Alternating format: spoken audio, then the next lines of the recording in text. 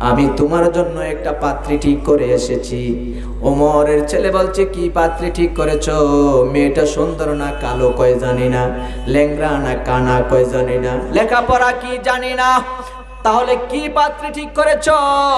ওমর বলছে, বাবা রে, আমি যে পাত্রী ঠিক করেছি ওই মেয়ের দিলের ভিতরে যেই জিনিসটা পেয়েছি, এই জিনিসটা আরেকটা মেয়ের দিলের ভিতরে আছে কিনা সেইটাও আমার ওমরের জানা নাই। সেইটা হলো আল্লাহর ভয়। সেটা কি?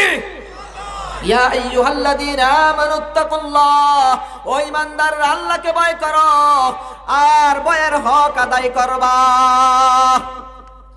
আমি দেখেছি ওই মেয়ের দিলের ভিতরে আল্লাহর ভয়, এই জন্য ওমরের পুত্রবধূ করে আনতে চাই।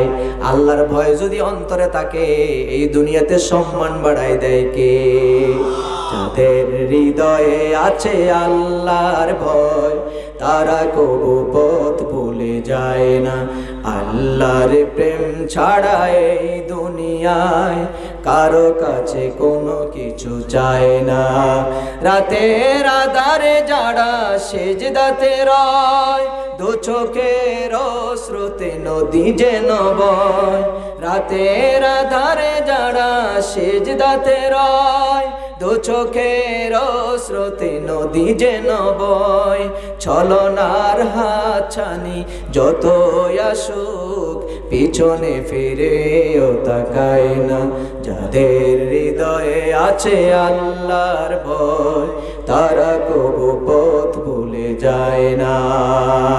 ঠিক কিনা? আল্লাহকে ভয় করব, আল্লাহকে ভয় করব, ঈমানের পথে চলবো, কখনো মুনাফিকি করব না, গীবত করব না, চুগলখড়ি করব না। ঠিক কিনা? কারণ আমরা মুসলমান ঈমানদার, আমাদের ঈমানের দাম আছে না নাই? আমরা মুসলমান, আমাদের দাম আছে না নাই? এই জন্য মুসলমান সকালে একরকম, বিকালে আরেক রকম, দুপুরে আরেক রকম, এমন যেন না হয়। মুসলমান ঈমানদারের মতো হওয়া লাগবে। ঠিক কিনা? আল্লাহ তাআলা আমাদেরকে জমিনে যতদিন রাখবেন, যতদিন বাঁচাবেন, নাকের আগায় নিঃশ্বাস আছে যতদিন, ততদিন আর মিথ্যা কথা বলবো না, মিথ্যা প্রশ্রয় দিব। কথায় কথায় মিথ্যা কথা বলবো না। অনেকে আছে কথায় কথায় মিথ্যা কথাও বলে, কথায় কথায় বউ তালাক দেয়, এমন আছে না নাই?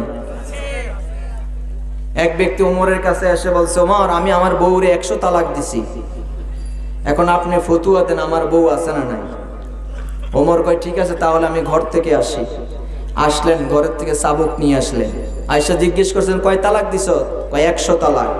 কয় প্রথম 3টাই তোর বউ তালাক, বাকি 97টা তোর ফিডির উপরে পড়বে। তার হুশ আছে? যেরকম হুশ আছে না? এরকম ওমর যদি আজকের দুনিয়াতে থাকতো, তাহলে স্বামীরাও কথায় কথায় বউ তালাক দিত না। কথা বলেন ঠিক কিনা? সাবধান হয়ে যাও, খবরদার। কথায় কথায় বউ তালাক দিবেন না, মিথ্যা কথা বলবেন না, নামাজ ছাড়বেন না, কখনো পরের রাস্তা বন্ধ করে দিবেন না, মানুষের জমি দখল করে খাবেন না, আমানতের খেয়ানত করবেন না। মুসলমান আপনি, এটা আপনার সবচেয়ে বড় পরিচয়। কথা বলেন ঠিক কিনা? আল্লাহ তাআলা আমাদের সবাইকে ঈমানদার মুসলমানের মতো জীবন যাপন করার তৌফিক দান করুক। বলেন আমিন। আরো জোরে বলেন আমিন।